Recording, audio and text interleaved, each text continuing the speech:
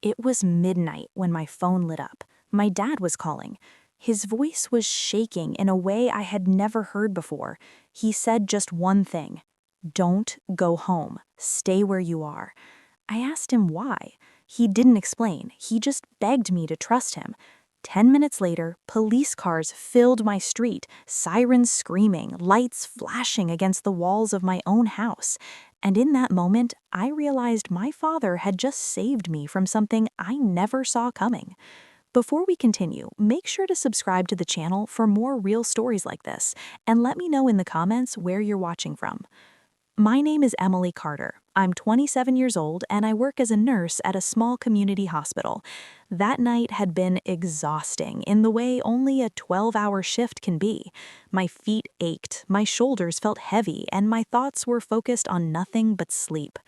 I live alone in a quiet neighborhood, the kind where nothing ever seems to happen, where neighbors wave politely and the nights are usually silent. Or at least that's what I believed until that call. My dad, Daniel, is a retired firefighter. He's always been protective, the kind of man who checks in even when there's no reason to worry. My mom, Linda, is gentler, emotional, the worrier of the family.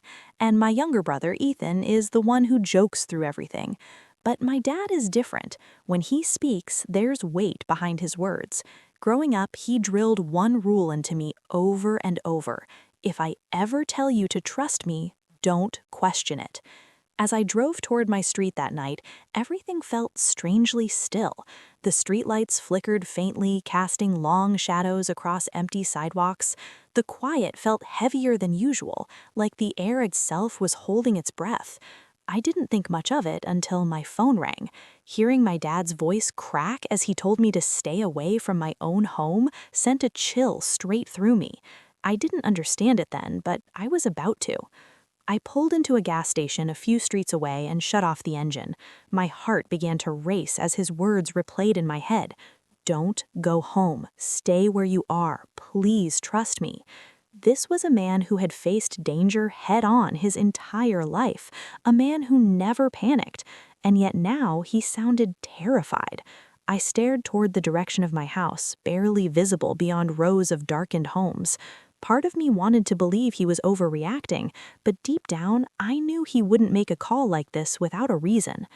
He kept calling back. Every time I answered, his message was the same: short, urgent. "Stay where you are, Emily. Don't move." I felt caught between two instincts. One urged me to drive home immediately, to see for myself, to take control. The other reminded me of every time my dad's instincts had saved us. The time he pulled me away from a lake moments before lightning struck. The time he refused to let us get into a car that later turned out to have failing brakes. He had always known. Still, this was my house, my safe place. If something was happening inside, I wanted to know. I sat there under the harsh glow of the gas station lights, staring at my own reflection in the windshield, pale, shaking. I had helped patients through their worst moments, but I had never felt that kind of fear for myself. When I finally begged him to tell me what was going on, his answer was quiet and devastating. "If you go into that house, I don't know if I'll ever see you again. The police are on their way." My stomach dropped. I looked again toward my street. It looked so normal, so harmless, and yet his words made it feel like something terrible was already waiting behind my front door. Time dragged painfully slow. Every sound around me made me jump. The buzzing sign above the pumps, a distant dog barking, passing headlights sliding across the pavement. I thought about walking closer just to look, but fear rooted me to my seat. Then I heard the sirens. At first, they were faint, then louder, then overwhelming. Police cars sped past the gas station and turned down my street, red and blue lights flashing wildly, shattering the quiet. My heart slammed against my ribs. I called my dad again, barely holding it together. He told me he would explain later, that right now, all that mattered was that I was safe. I watched from a distance as more patrol cars arrived. Officers jumped out, flashlights sweeping, weapons drawn. My peaceful neighborhood looked like a crime scene. I wanted answers. I wanted control, but I couldn't move. My hands trembled on the steering wheel as I realized something inside that house had been meant for me. My dad had known. Somehow, before I even reached the driveway, he had known. I stayed in my car, staring at the chaos unfolding on my street. My dad's voice came through the phone again, calmer now, but heavy with something he wasn't ready to share.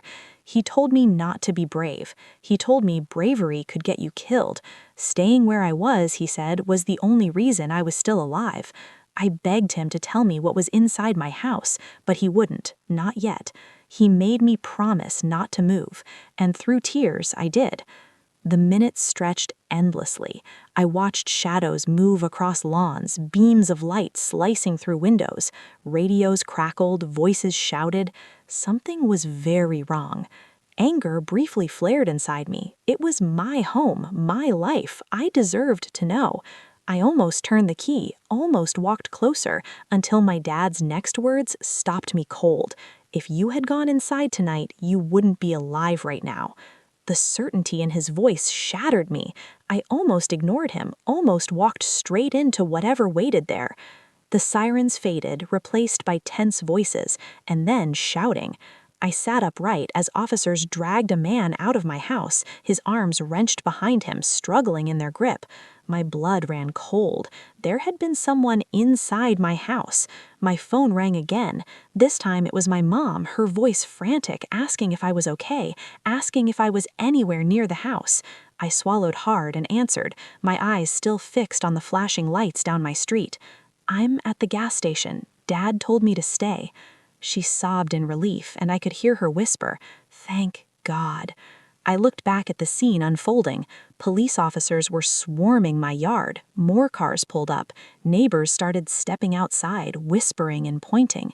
I had never felt so exposed, like my entire life was suddenly on display. Yet I was still completely in the dark.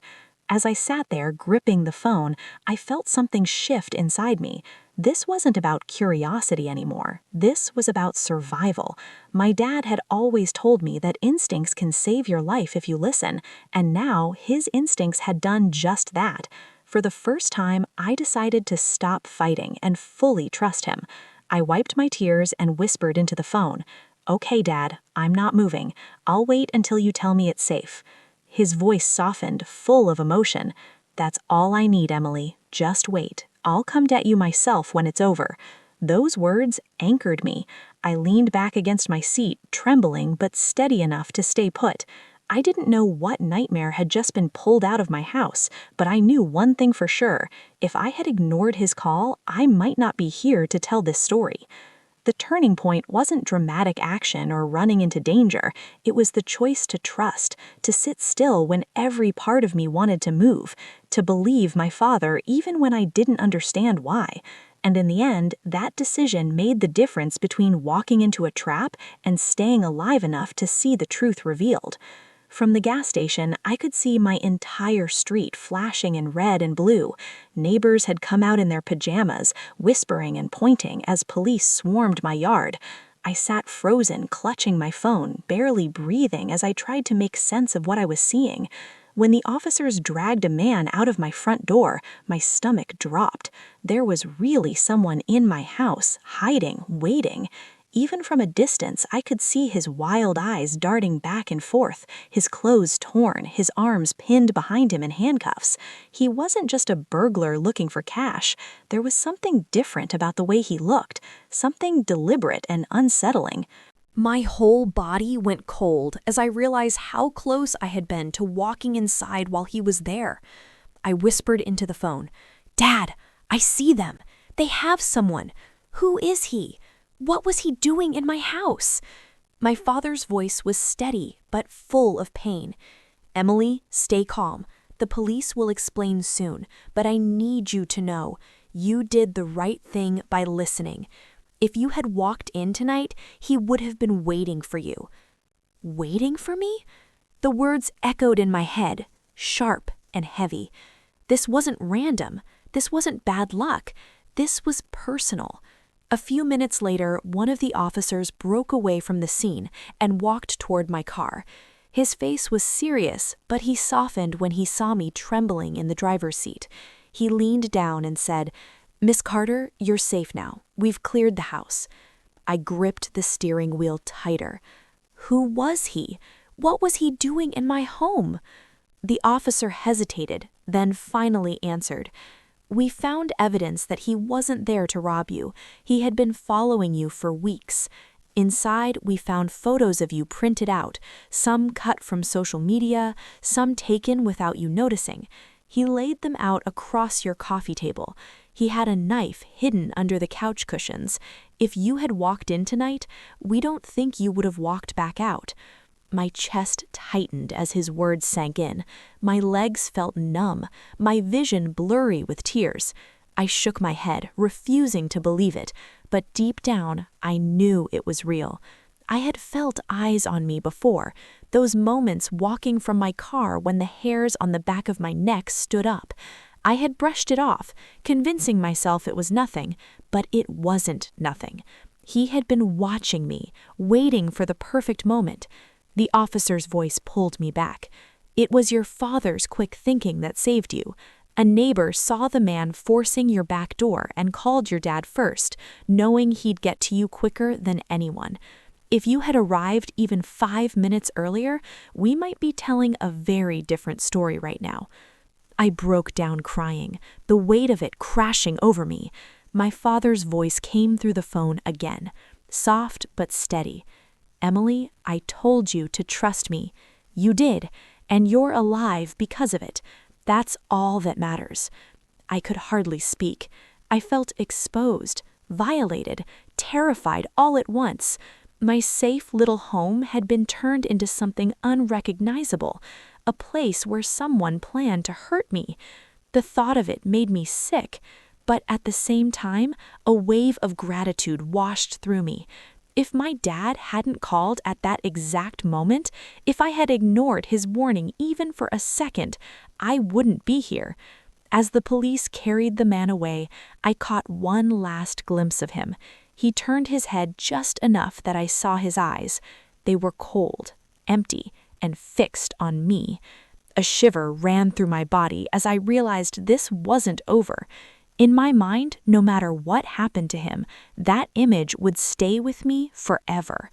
One of the officers asked if I wanted to go inside to see the evidence they had found, but I couldn't. I shook my head and said, "Not tonight. I can't." My home no longer felt like mine.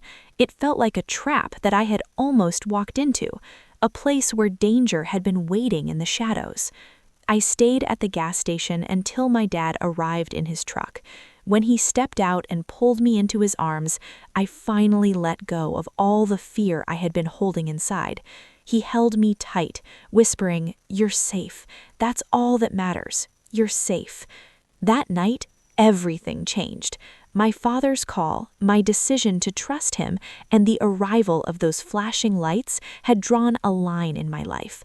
On one side was the world I thought I lived in, safe, predictable, ordinary. On the other side was the truth. Danger can wait for you in the most familiar places, and sometimes the only thing standing between life and death is the voice of someone who loves you enough to be believed. The next morning, I woke up at my parents' house. I had barely slept a few hours, my body too tense, my mind replaying every detail of the night before. When I opened my eyes, the first thing I saw was my mom sitting in the chair beside the bed. Her face was pale, her eyes swollen from crying. She reached for my hand and whispered, "You scared us so badly, Emily. I don't know what I would have done if you hadn't listened to your father." Her words made me realize the truth. This wasn't just my story, it was my family's nightmare too. My dad had been awake all night, pacing the hallway, checking his phone, waiting for updates from the police. When he finally walked into the room, he didn't say anything at first. He just pulled me into a hug, holding me tighter than he ever had before. For a long moment, we stayed like that, both of us crying quietly, no words needed. Later, over breakfast, the police called with more details. The man they arrested had a long history of following women, breaking into homes and waiting for them. He wasn't there to steal money or jewelry. He was there for me. He had studied my routines, when I worked late, when I came home, even what time I usually turned off my lights. The photos laid out on my coffee table weren't just snapshots, they were pieces of a plan. The detective told me, if your father hadn't acted so quickly, things could have gone very differently. Hearing it confirmed out loud sent another chill through me. I couldn't stop thinking about how close I had come. Just minutes. If my shift had ended earlier, if the traffic lights had been green instead of red, I might have walked straight into him. That thought followed me like a shadow. For the next few days, I couldn't bring myself to go back to the house. My dad went with the police to collect some of my essentials, clothes, documents, little things I needed. He told me not to look at the photos they found, and I listened. I didn't want those images burned into my memory. For me, it was enough to know that danger had been closer than I ever imagined. Living through something like that changes you. I started to realize how fragile the idea of safety really is. We all think our homes are our safe place, but the truth is, nothing is guaranteed. And yet, in that fear, I found something stronger: trust. My father's voice, the urgency in his words was what kept me alive. If I had doubted him even for a second, I wouldn't be here. In the days that followed, friends and neighbors reached out. Some sent flowers, others brought food. Everyone kept saying how lucky I was, but it didn't feel like luck. It felt like love. The kind of love that makes a father pick up the phone at midnight and do whatever it takes to protect his daughter. I remember sitting on the porch with my dad a few nights later. The air was cool, the sky scattered with stars.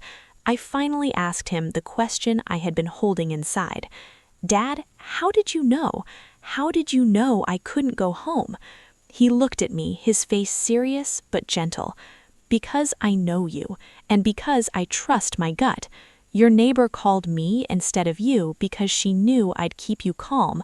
When I heard the fear in her voice, I didn't have time to explain. I just had to keep you away until help arrived." I sat there quietly, letting his words sink in. I realized then that his call wasn't just instinct, it was love in its purest form. Now, weeks later, I'm slowly starting to rebuild my life. I've moved into a new place, one with stronger locks, security cameras, and alarms. It's not just about walls and doors anymore, it's about peace of mind. But no matter how safe I make my new home, I know that night will stay with me forever. Every time I hear my phone ring late at night, I pause. Every time I walk into my house, I check twice.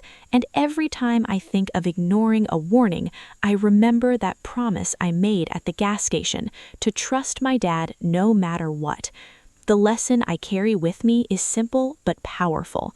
Sometimes the people who love you see the danger before you do. Sometimes you have to let go of your need for answers and just listen. That trust can mean the difference between life and death. So here I am, telling you this story, not just because it happened to me, but because I want you to remember it too. Pay attention to the people who love you. Don't brush off their warnings, because one day their words might save your life, just like my dad's did for me. If you found this story powerful, make sure to subscribe to the channel for more real-life stories.